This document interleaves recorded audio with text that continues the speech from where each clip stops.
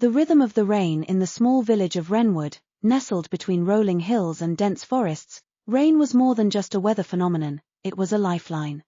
The villagers depended on the rain for their crops, their gardens, and their wells. Rain was a part of their daily lives, a soothing rhythm that accompanied their work and their dreams. Among the villagers was a young woman named Clara. Clara had always felt a special connection to the rain. As a child, she would run outside at the first sign of a storm, dancing and twirling as the raindrops fell around her. She loved the way the rain brought the world to life, turning the fields into a vibrant green and filling the air with the fresh scent of earth and water. Clara lived in a cozy cottage at the edge of the village, where she tended a small but thriving garden. She grew a variety of herbs, flowers, and vegetables, all of which flourished under her care. The rain was her partner in this endeavor, nurturing the soil and helping her plants to grow. One evening, as Clara sat by the window, watching the raindrops tap against the glass, she felt a deep sense of peace. The rain had been falling steadily for hours, creating a soothing melody that filled the room. She picked up her journal and began to write, capturing her thoughts and feelings in words.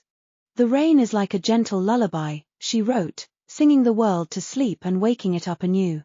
"It washes away the dust and the worries, leaving everything fresh and clean. I feel a kinship with the rain, as if it understands my heart." Clara's musings were interrupted by a knock at the door.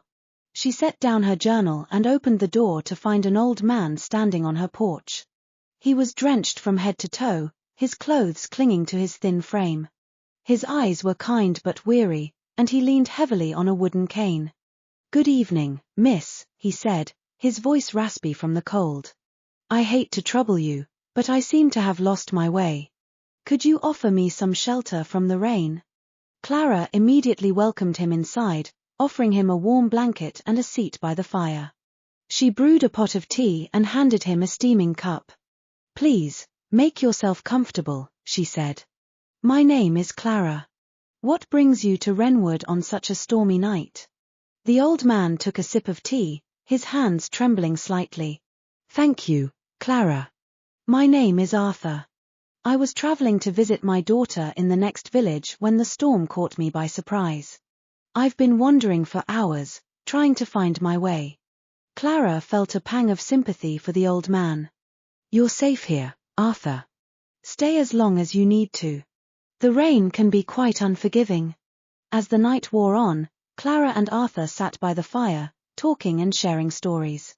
Arthur spoke of his life, his family, and his travels, while Clara listened with rapt attention. She found herself drawn to the old man's wisdom and gentle spirit, feeling a connection that transcended their differences in age and experience. The rain continued to fall, its rhythm providing a soothing backdrop to their conversation. As the fire crackled and the hours passed, Arthur's eyes grew heavy, and he began to nod off. Clara gently guided him to a spare bed and tucked him in, making sure he was warm and comfortable. In the days that followed, Arthur remained in Clara's cottage, waiting for the rain to subside. They settled into a comfortable routine, tending the garden together and sharing meals. Clara found herself looking forward to their conversations, learning more about Arthur's life and the lessons he had gleaned from his experiences. One evening, as they sat on the porch watching the rain, Arthur turned to Clara with a thoughtful expression. "You have a gift, Clara," he said. "Your connection to the rain, to the earth, it's something special. You remind me of my wife, bless her soul. She had the same gentle touch, the same ability to see beauty in the simplest things." Clara blushed, touched by his words. "Thank you, Arthur. The rain has always been a source of comfort for me. It's as if it speaks to me, in its own way." Arthur nodded. "There's a wisdom in the rain, a reminder that life is always changing, always renewing itself. It's a cycle, just like the seasons. We can learn a lot from it, if we're willing to listen." As the weeks passed, the rain eventually gave way to clear skies and sunshine. Arthur's strength returned, and he prepared to continue his journey to visit his daughter. Clara felt a mixture of sadness and gratitude as she bid him farewell, knowing that their time together had left a lasting impression on her heart. "Thank you, Clara," Arthur said, embracing her warmly. You've given me more than just shelter. You've reminded me of the kindness and beauty in the world. I'll never forget you. Clara watched as Arthur walked down the path, his figure growing smaller in the distance. She stood on the porch for a long time, listening to the echoes of their conversations and the memory of the rain's gentle rhythm. In the days that followed, Clara returned to her routine, tending her garden and writing in her journal. She found that her connection to the rain had deepened, enriched by the wisdom and experiences she had shared with Arthur. The rain was no longer just a comforting presence, it was a reminder of the interconnectedness of life, of the cycles of growth and renewal. As the seasons changed, Clara continued to find solace and inspiration in the rain. She wrote stories and poems, capturing the beauty and wisdom of the natural world.